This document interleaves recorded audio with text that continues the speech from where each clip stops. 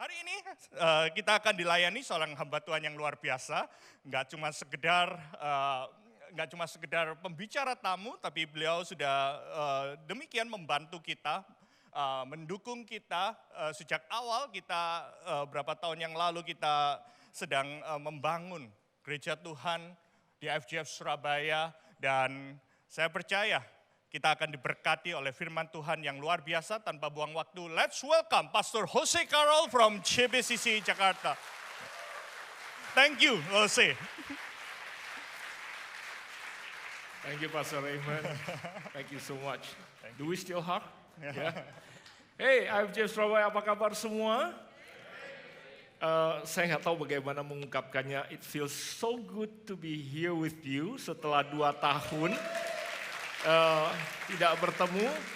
Juga salam kepada saudara semua yang menyaksikan secara online di rumah. Nah, sebelum kita segera, dan saya izinkan saudara duduk karena saya mau berdoa dengan saudara sebelum kita menerima firman Tuhan. Let me just izinkan saya katakan ini. Saya sangat merasa terhormat ada di tempat ini karena saya menghargai your leadership. Saya tidak selalu hanya pergi kemana saja di mana saya punya kesempatan untuk berkhotbah, karena tujuan saya melayani bukan hanya sekedar fill the pulpit untuk kemudian bisa mengajar atau menyampaikan firman Tuhan. Tapi kerinduan dan apa yang saya yakini Tuhan taruh dalam kehidupan saya adalah untuk memberikan kontribusi kepada tubuh Kristus berkenaan dengan apa yang saya yakini Tuhan percayakan dalam kehidupan saya untuk saya bantu, lakukan dan bangun di tubuh Kristus di Indonesia.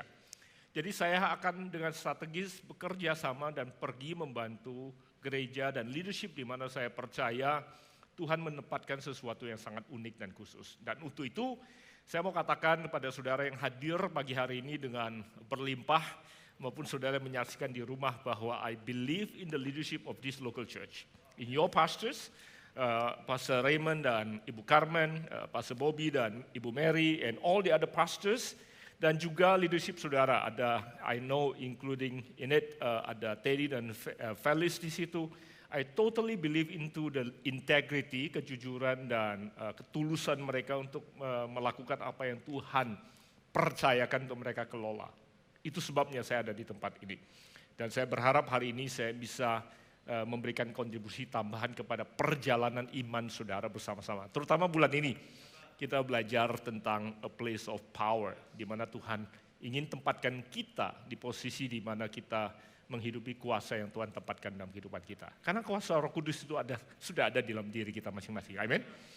Kalau sudah setuju, mari kita hampiri Tuhan sebentar sebelum kita terima firman Tuhan. Pakai beberapa saat untuk sudah ucapkan syukur kepada Dia, dimanapun kau menyaksikan atau mengikuti ibadah online ini pada pagi hari ini.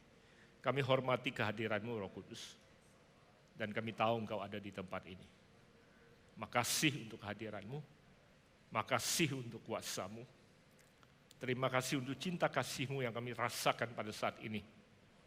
Khusus untuk Pastor Raymond dan Ibu Carmen yang sedang processing the feel of lost yang mereka alami dengan dipanggilnya Christine kembali ke dalam pangkuan-Mu. Seperti tadi Pastor Raymond katakan, no matter how ready they are, ada sense of lost yang sedang mereka proses. Untuk itu kami berdoa dan kami yakin bahwa Roh Kudus Engkau lebih daripada cukup untuk hadir dalam kehidupan mereka. Untuk marvel dan joy juga Tuhan. Dan bahkan untuk the whole big family Tuhan akan bekerja dalam diri dan hati mereka masing-masing. Buat kami semua pagi hari ini kami siap untuk belajar dan menerima firman-Mu. Kami butuh pertolongan-Mu Roh Kudus to speak into our lives. Sehingga kami betul bisa ada di posisi in the place of power, di mana kuasa-Mu dapat bekerja dengan bebas di dalam dan melalui kehidupan kami. We surrender everything to You, termasuk hamba-Mu yang akan berbicara. And all glory, segala kemuliaan kembali kepadamu. Yang kami kembalikan hanya di dalam satu nama, yaitu nama Yesus Kristus Tuhan, Juru Selamat kami satu-satunya yang hidup. Dan setiap kita yang percaya berkata, amin. Silakan duduk. Ya, berikan tepuk tangan kepada Tuhan kalau sudah mau. Saya hari ini ingin beri judul, langsung straight to the point, apa yang kita akan pelajari, saya beri judul Fruitful and Joyful. Fruitful and Joyful, berbuah dan sukacita, buah dan sukacita. Nah, karena saya yakin bahwa a place of power, dua kata kunci ini akan sangat pemeran atau memegang peran yang sangat penting di dalam perjalanan saudara untuk berada di tempat di mana saudara bisa berdampak dan berkuasa.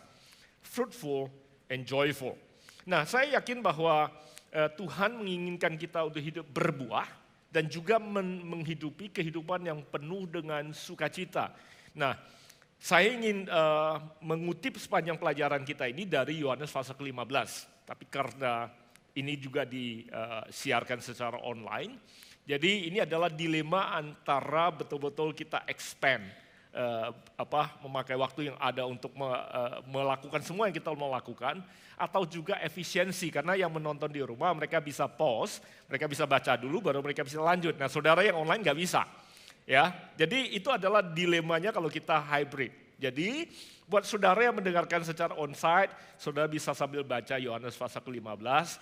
Saudara yang di rumah, saudara bisa pause, baca Yohanes pasal ke-15 dulu. Ayat pertama sampai ayat ke-13 yang akan menjadi fokus utama kita untuk belajar. Nah, buat yang onsite nggak apa-apa, saudara nggak akan terlalu dibombardir dengan terlalu banyak hal sekaligus sambil baca, sambil dengerin. Tapi kalau saudara belum familiar dengan Yohanes pasal ke-15, saudara bisa sambil mulai ngintip. Buat yang sudah pernah baca, saya bantu ingatkan atau segarkan kembali. Judulnya adalah Pokok Anggur yang Benar, di mana Yesus cerita tentang pokok anggur dan kita ini carang-carangnya. Kalau sudah ingat ya, kalau sekolah minggu rajin dulu pasti ingat lagu-lagunya ya. Jadi kita itu berbuah di dalam Dia. Nah, Tuhan ingin kita berbuah. Dan Dia bukan hanya ingin kita berbuah, tapi ingin kita berbuah lebat. Jadi kerinduan Tuhan bukan hanya sekedar kita nempel terus hidup. Dan bukan cuma sekedar menyelamatkan kita untuk kemudian hidup, masuk dalam kerajaan surga, that's it. Enggak, Dia ingin kita berbuah dan bukan hanya sekedar asal buah, tapi buahnya lebat adanya. Ingat, itu konteksnya. Ya. Jadi Yohanes pasal ke-15. Nah, saudara, selain Tuhan ingin kita berbuah dan berbuah lebat, Tuhan ingin kita ini hidup di dalam sukacita. Karena dalam proses perjalanan kita berbuah itu bukan beban. Karena saya sering kali juga temukan ada banyak orang Kristen kayaknya menghidupi kekristenan itu susah ya. Kayaknya nggak boleh ini, nggak boleh begitu. Banyak peraturannya, kayaknya menghidupi kekristenan itu sesuatu yang gimana banget. Enggak, kekristenan dalam kehidupan kita untuk berbuah adalah sebuah perjalanan yang menyenangkan. Dan saya sudah mengikuti Tuhan lebih daripada 30 tahun dan saya sudah melayani Tuhan 30 tahun. Dan saya temukan bahwa itu adalah keputusan yang terbaik yang pernah saya ambil dalam kehidupan kita. I sincerely dengan jujur saya bisa berkata, I do not miss a thing yang berkaitan dengan sukacita. Nah, jadi kalau ada saudara yang masih pastor, kayaknya aku mau ikut Tuhan apa enggak sih ya? Karena saya masih mau senang-senang. Seolah-olah kalau ikut Tuhan itu enggak ada sukacita dan enggak ada kesenangannya.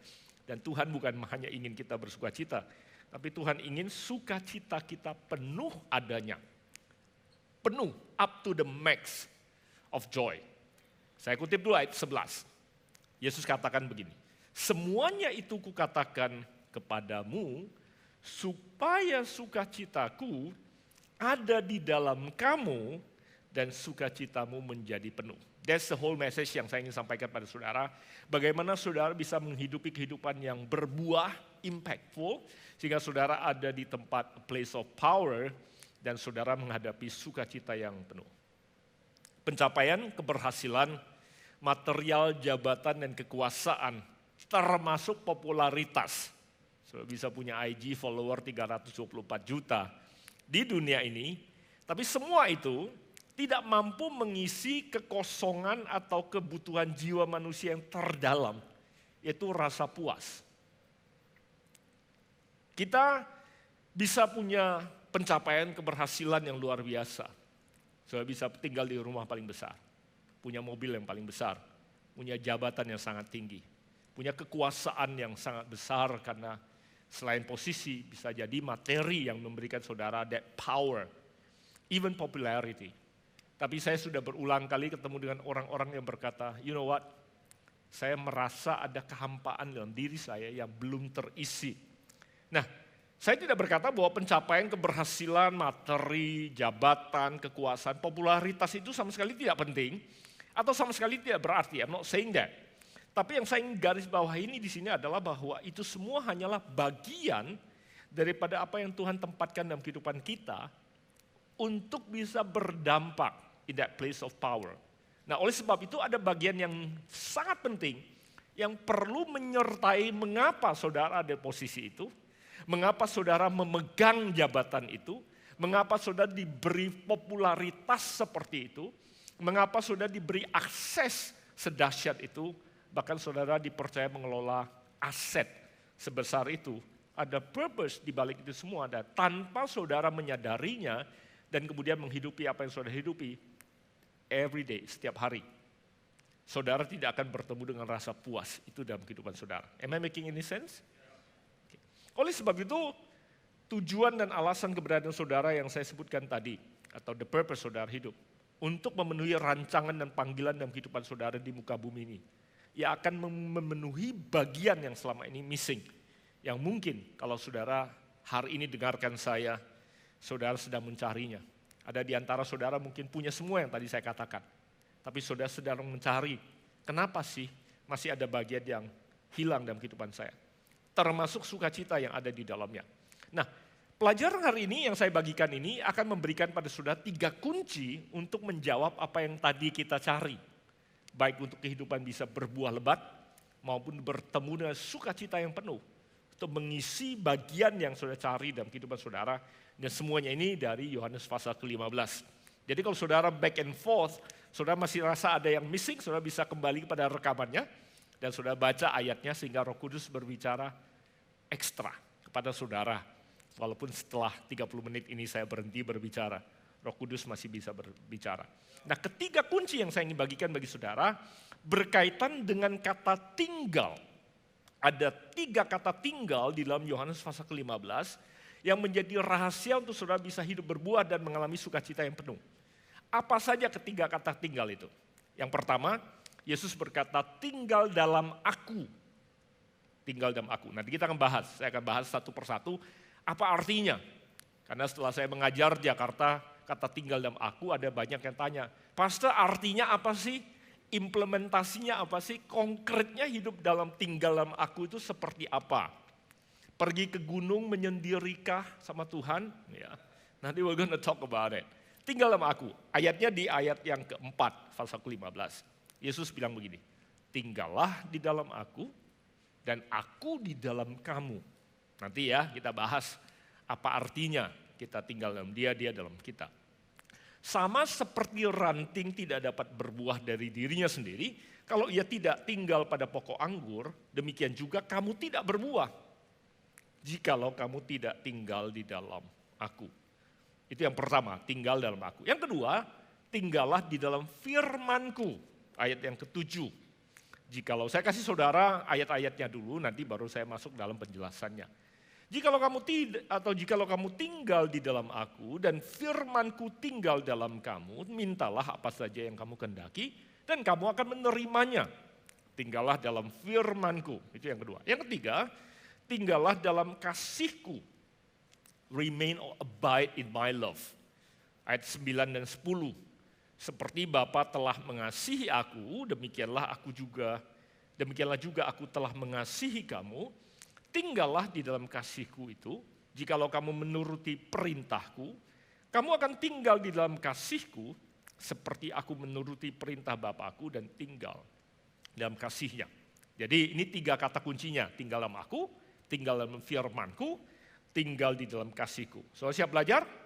Nah, kalau saudara mencatat, ini yang pertama, tinggal di dalam aku. Nah, apa artinya, apa implementasinya, apa dampaknya tinggal di dalam aku di dalam kamu. Nah, saudara, seperti yang saya katakan bahwa berulang kali saya ditanya, Pastor, apa artinya tinggal dalam aku? Apakah artinya pergi ke gereja, jadi anggota iCare kah? Apakah mungkin nggak cuman cukup untuk planted, tertanam saja di iCare? Saya harus ikut melayani kah, ikut iServe kah? kemudian Ailid kah? Saya nggak tahu, I'm just making up all those names ya di IGF. Jadi apakah saya ikut memimpin atau bahkan ada yang bilang I go, bukan I serve Ailid saja, I go sabbatical, pergi ke gunung kah, meninggalkan dunia kah? Karena Yesus pernah berkata kalau engkau mencintai dunia, engkau tidak mencintai Bapakku dan engkau harus meninggalkan dunia. Apakah itu? I don't think so. Karena Yesus pernah berkata, Bapa, aku tidak meminta supaya engkau mengambil mereka dari dunia, tapi aku berdoa supaya engkau melindungi mereka selama mereka di dunia. Karena untuk mereka bisa berdampak, mereka perlu ada di dunia. Bukan pergi menyendiri di biara di Gunung Bromo. Ya. Jadi Tuhan ingin kita ada di dunia. So what does it mean? Nah, saya ingin beri saudara beberapa konteks. Nah, saudara harus mengerti dulu buat yang sekolah Alkitab, Yohanes pasal ke-15 dijepit oleh Yohanes pasal ke-14 dan Yohanes pasal ke-16. Ternyata yang belajar sekolah Alkitab teologi mereka bilang di Alkitab itu seringkali kalau ada ayat kunci di ayat tertentu seringkali itu dijepit atau diapit oleh ayat sebelumnya dan ayat sesudahnya. Itu seringkali metode yang dipakai di Alkitab. Jadi kalau diperhatikan ayat Yohanes pasal ke-15 bisa saja juga dijepit oleh pasal ke-14 dan ayat ke-16 yang topiknya sama. Yohanes 14 bicara soal Roh Kudus, Yohanes pasal ke-16 bicara soal Roh Kudus. Nah, Yohanes pasal ke-14 Yesus bicara pertama kali tentang keberangkatan dia ke surga. Dia sedang kasih tahu sama murid-muridnya, "I sudah mau pergi nih. Tapi ketahuilah, aku tidak akan meninggalkan kalian sendirian," katanya. Nah, di ayat kedua, ayatnya seperti ini katanya. "Di rumah Bapakku banyak tempat tinggal. Jika tidak demikian, tentu aku mengatakannya kepadamu. Sebab aku pergi ke situ untuk menyediakan tempat bagimu." Yesus mulai bicara soal rencana dia meninggalkan murid-muridnya. Dia akan pergi forever. Ya, are you okay so far? Nah, di ayat ke-16 di pasal ke-14, ya jadi saudara ini mendengarnya mencerna dan saudara perlu tindak lanjut. Kalau saudara punya pertanyaan, saudara tulis, saudara pelajari sendiri. Karena waktu kita terbatas, saya nggak bisa buka semua di sini.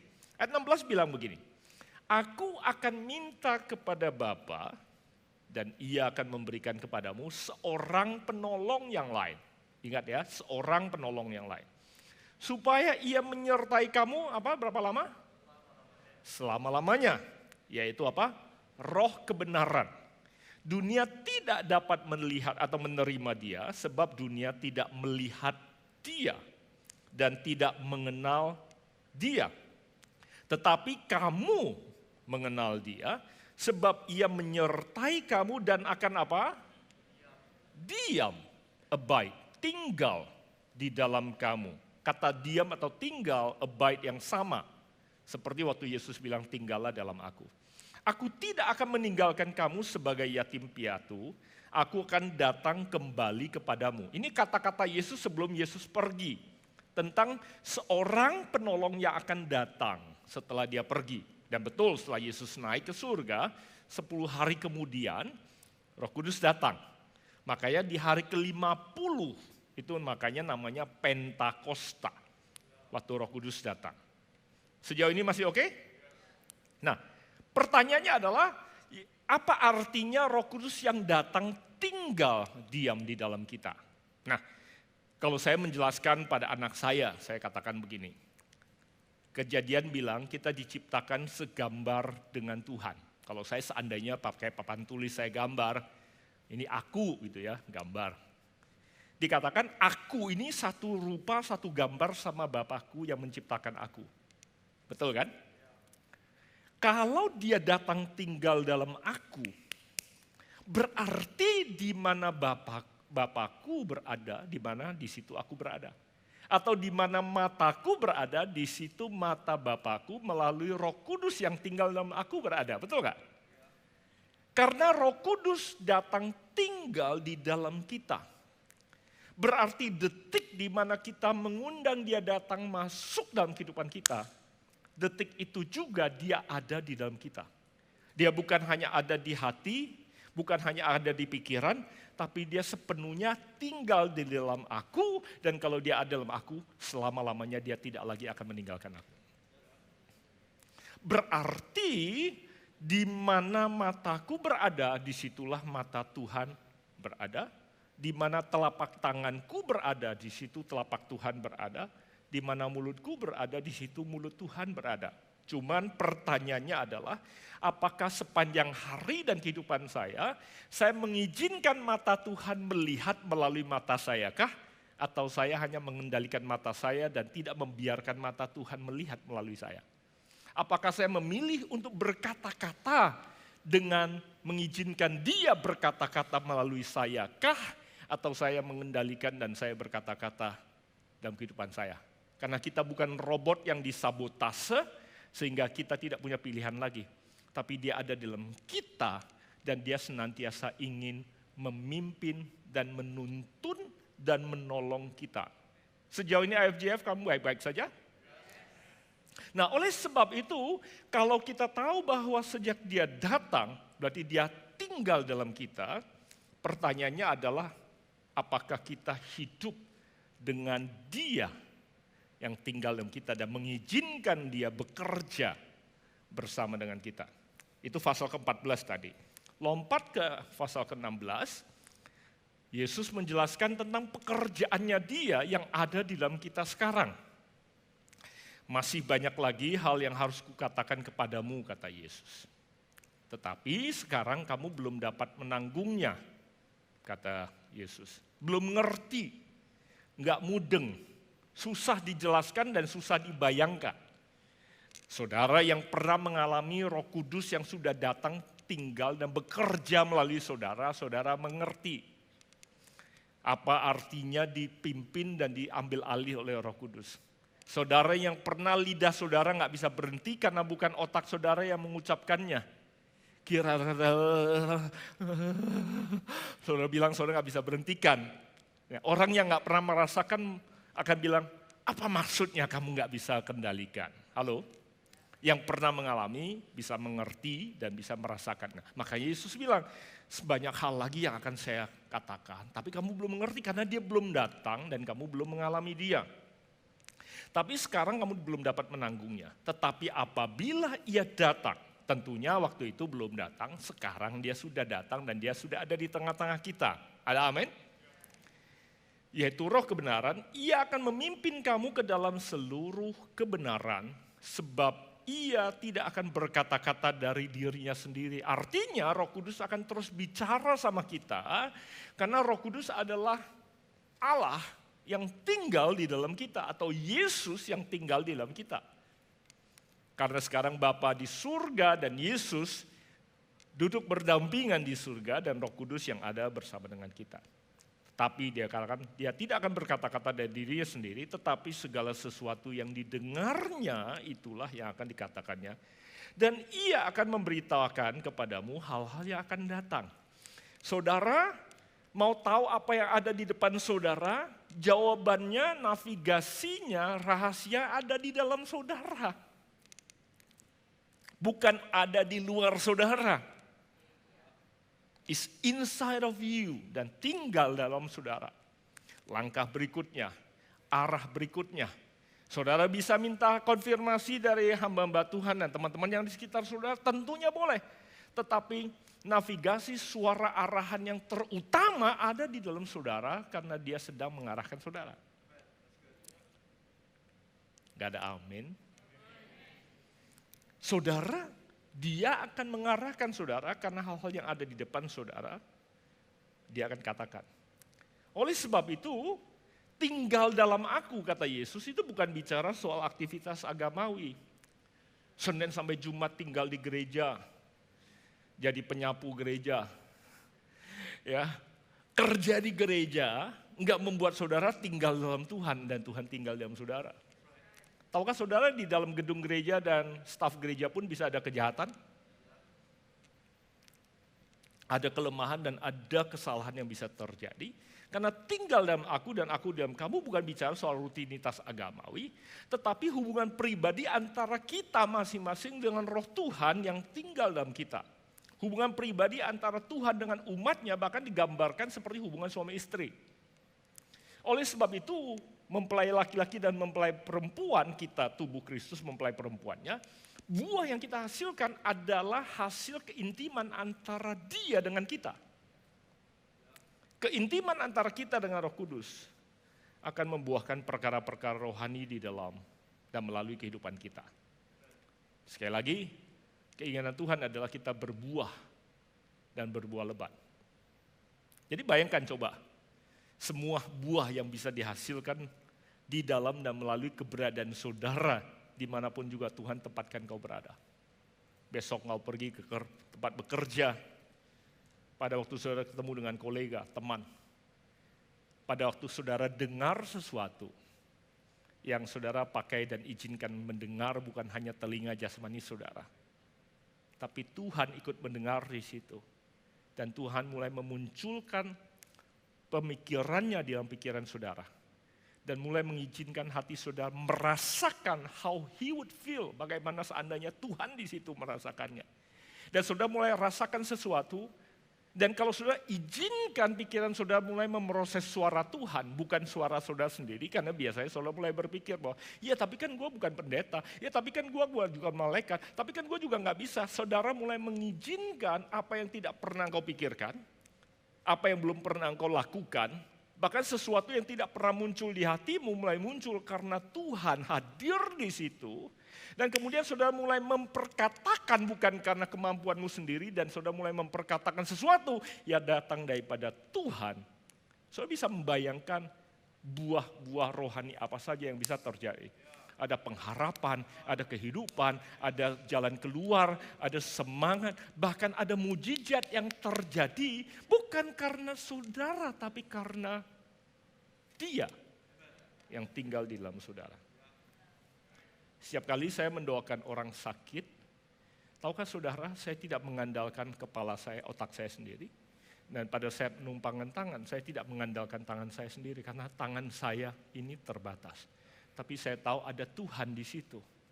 Jadi pada saat kita berdoa dan mengizinkan Tuhan berdoa melalui kita, saya tidak sedang mengandalkan akal saya sendiri. Saya tahu seberapa terbatasnya kita. Nah, kalau saya berdoa dengan mengandalkan hati dan pikiran Tuhan dan mengucapkannya dengan iman, kalau terjadi itu karena Dia, kalau tidak terjadi bukan karena salah saya. Saya ulangi ya sekali lagi ya. Saya ulangi ya. Ada orang yang minta didoakan. Kalau saya berdoa dengan hati dan pikiran Tuhan, saya memperkatakan iman. Kalau terjadi bukan karena saya. Halo? Wow, dia sakti loh. Dia doa, sembuh. Gak ada saktinya manusianya. Karena Tuhan bilang kuasa itu ada di dalam kita supaya kita jadi saksi, bukan jadi sakti. Jadi Tuhan taruh kuasa itu dalam saudara supaya saudara jadi IFGF saksi. So you can testify kalau kamu sembuh. Itu karena Dia ada dalam aku, kuasa itu ada dalam aku, supaya aku jadi saksinya. I can testify, it wasn't me. Not me, bukan gua. Jadi saudara gak perlu pertimbangkan, kanker dia stadium 4 loh. Yakin lu mau doa dan tetap memperkatakan sembuh dalam nama Yesus. Gimana kalau dia gak sembuh? Kalau gak sembuh juga bukan salah gua. Kalau dia sembuh juga bukan gara-gara gua. Halo? Jadi jangan cuma berani beriman pada waktu mendoakan sakit. Pilek saja. Pilek, aman. Sembuh, cepat. Halo? Izinkan ketulusan, integrity, dan kuasa Tuhan bekerja di dalam dan melalui kehidupan saudara. Bisakah kita manusia cenderung emosional menambahkan apa yang kita pikir Tuhan bilang? Bisa saja. Dia juga gak apa-apa, kita juga masih belajar. Halo? Are you getting the point? Oleh sebab itu kata tinggal dalam aku dan aku di dalam kamu bicara soal hubungan kita dengan Dia dan membiarkan Dia bekerja dan berbuah melalui kehidupan kita. Ada pengharapan, ada kesadaran, ada mujizat, ada pertobatan, ada kesembuhan, ada pertolongan dan lain sebagainya yang bisa terjadi jadi buah yang tumbuh dan lahir di dalam dan melalui kehidupan saudara. Dapatkah saya dapatkan amin yang baik dari poin ini? Poin kedua, tinggallah dalam firman-Ku. Dia katakan ayat ke-7, jika kamu tinggal dalam aku, firman-Ku tinggal dalam kamu, mintalah apa saja yang kamu kehendaki dan kamu akan menerimanya. Kalau saudara tinggal dalam firman dan firman-nya dalam saudara, di dalam perikop pokok anggur itu bicara soal dia sedang membersihkan supaya berbuah lebat. Digunting, bahasa Inggrisnya pruning. Digunting artinya ada bagian yang tumbuh yang nggak perlu sebenarnya. Jadi firman itu ada dalam kehidupan kita untuk pruning, untuk meluruskan kita, menggunting kita supaya tujuannya apa? Berbuah lebih lebat. Makanya firman harus ada dalam kehidupan kita. Nah, banyak orang hanya rajin ke gereja, tapi firman tidak berbicara dan bekerja dalam kehidupan kita. Gereja sih gereja, tapi urusan firman kita pilih-pilih. Nah, firman seringkali datang berbicara dalam kehidupan kita. Jadi kalau ada orang yang terus gelisah, saya berulang kali kalau orang tanya sama saya, Pastor, saya cerita deh, berapa hari yang lalu ada berkontak, Pastor, saya dikasih ke opportunity bisnis ini, saya nggak perlu sebut nama jenis bisnisnya. Ya, produknya ini, ya, legal is a legal product, hitungannya lukratif, return-nya bagus, opportunity-nya luar biasa. Mereka ajak saya karena saya punya network. Gimana menurut Pastor? Terus saya tanya, saya cuma senyum, kenapa kamu tanya saya? Dia bilang, ya ada faktor kayaknya kalau dia pakai produk ini menurut saya ya bisa aja ada dampak yang jangka panjang buat kesehatannya tidak baik.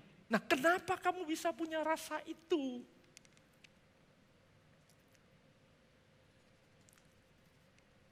Terus kenapa kamu tanya saya? Berarti kan ada yang gelisah kan, betul kan?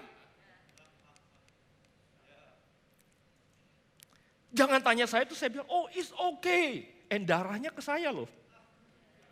Tanggungannya ke saya. Kencang profitnya. Legal. Kalau dia bilang, ya tapi kan saya merasa kalau jangka panjang tidak kontribusi kepada kesehatan sebenarnya kan kurang baik. There you go. Takutkah kamu tidak bisa dapatkan keuntungan kalau kamu tolak yang ini? Siapa tahu Tuhan sedang pruning you dan melihat seberapa jauh engkau kuat untuk kemudian bisa dipercayakan ide yang lain yang lebih sehat dan kemudian kamu bisa berbuah lebih lebat. Firman tinggal dalam kehidupan kita artinya kita taat kepada Dia dan firman yang tertulis maupun firman yang datang sebagai rema dalam kehidupan kita, suara Dia dalam menuntun kita. Ya. Kalau saudara hidup seperti itu, dikatakan mintalah apa saja. Wow. Mintalah apa saja yang kamu kehendaki, kamu akan menerimanya. Kalau saudara tinggal dalam firman dan firman-Nya dalam saudara menuntun saudara, mintalah apa saja. Saya waktu baca ini saya bilang, wow. Tapi mungkin ada saudara yang hadir sini maupun yang di rumah bilang, ya tapi doa saya belum dijawab. Kenapa apa yang saya minta belum dijawab? Buktinya udah 2022, Maret hampir April, masih belum dapat pacar. Dari 2014, tiap tahun saya udah tulis, ini tahun baruan terakhir gua sendirian. Nah, saudara harus mengerti bahwa kata mintalah apa saja bukan berarti asal minta saja. Minta pasangan hidup itu permintaan yang baik, jangan khawatir. Tapi banyak orang salah mengerti, pikir mintalah apa saja itu berarti asal minta saja. Karena dengan pengenalan dan ketaatan kita pada firman-Nya, maka kata apa saja ini akan menjadi bagian daripada kehendak kita atau kehendak dalam doa dan permohonan kita yang pasti berasal dalam kebenaran dan kehendak yang ada di dalam Dia. Jadi bukan asal minta saja, minta apa saja, itu artinya ada ketaatan dan pengenalan dalam kehidupan kita bersama dengan Dia. Sehingga apa saja yang kita minta, itu juga kita terima karena kita tahu apa yang menjadi kehendaknya. Bapa di surga itu sangat ingin menjawab setiap permohonan kita. Oleh sebab itu, kedewasaan dan kematangan kita untuk hidup bersama dengan Tuhan ikut menentukan daripada apa saja yang kita minta. Yesaya 55 ayat 11 bilang begini, demikianlah firmanku yang keluar dari mulutku, ia tidak akan kembali kepadaku dengan sia-sia, tapi ia akan melaksanakan apa yang ku kendaki dan akan berhasil dalam apa yang ku suruhkan kepadanya. Jadi pada saat kita tinggal dalam firman-Nya, sebenarnya Tuhan ingin apapun yang kita perkatakan sebenarnya menjadi kenyataan. Bahkan ayat 8 bilang dalam hal inilah Bapakku dipermuliakan jika kamu berbuah banyak. Jadi kalau saudara berkata-kata, saudara berdoa, saudara minta, dia menjawabnya, itu mempermuliakan dia sebenarnya. Cuman kalau kita nggak kenal kehendaknya, kita asal ngomong saja, asal minta saja, dia tidak backup, justru dia yang malu sebenarnya. Betul nggak? Masuk di akal nggak? Itu yang dia janjikan dalam kehidupan kita.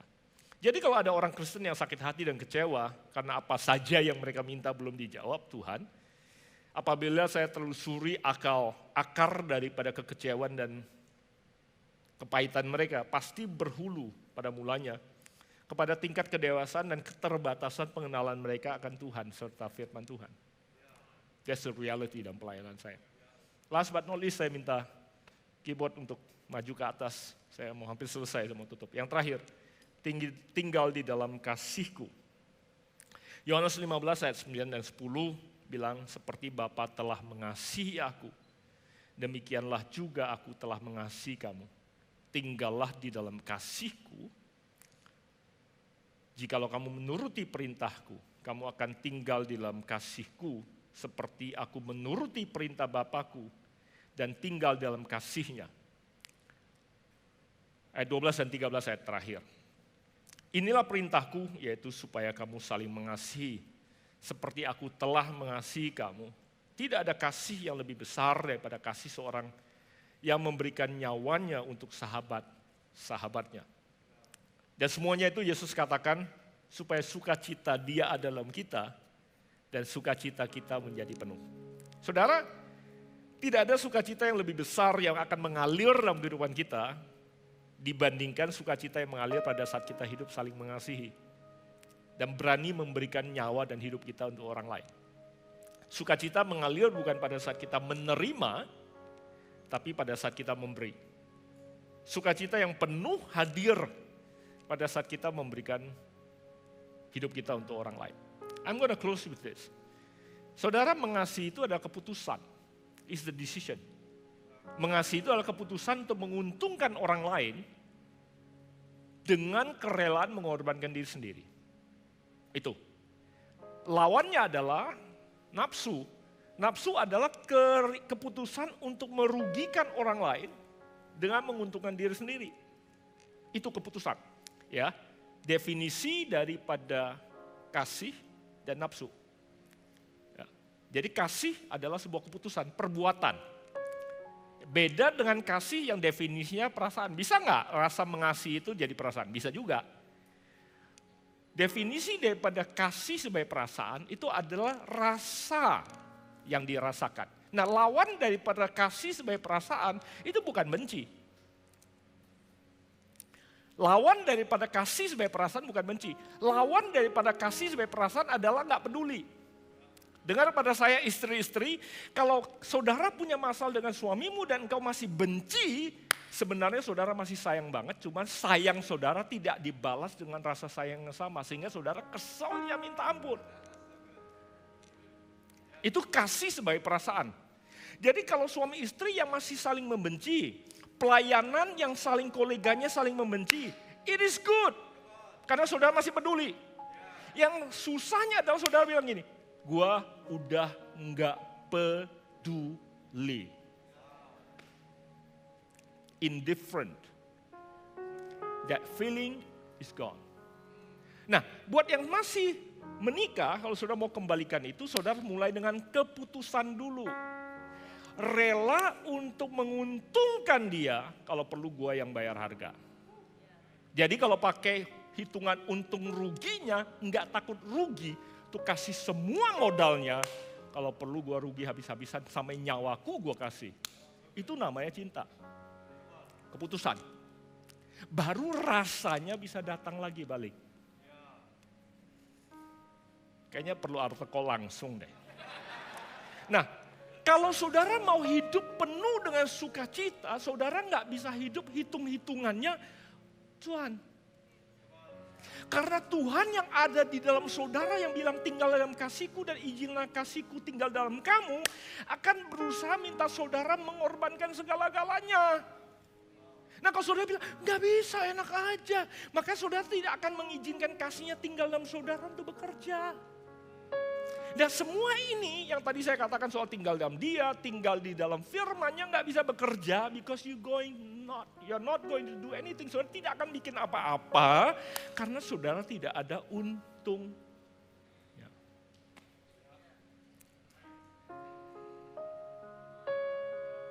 Ini akan memberikan dobrakan dan terobosan dalam kehidupan saudara. Nah, pernikahan saudara kalau saudara berani taruh segala-galanya.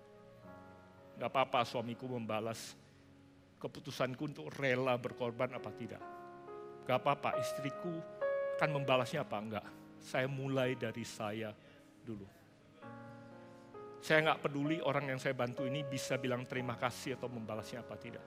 Saya lakukan dulu karena saya tahu kalau Yesus ada di sini. Pasti dia lakukan.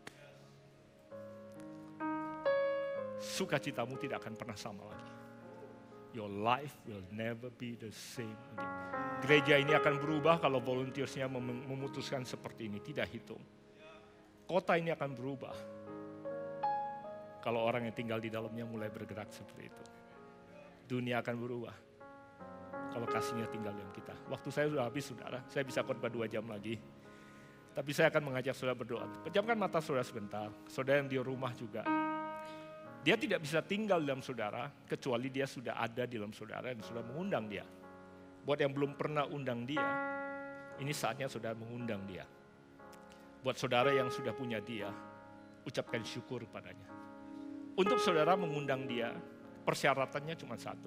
Kau percaya dia adalah Tuhan, bukan cuma nabi, tapi dia Tuhan, pencipta langit dan bumi. Dan percaya dia mati menebus dosa saudara. Dia bukan hanya nabi yang menyembuhkan, tapi dia Tuhan yang berkorban menebus dosa saudara. Saya percaya dia mati di atas kayu salib dan dia bangkit di hari ketiga.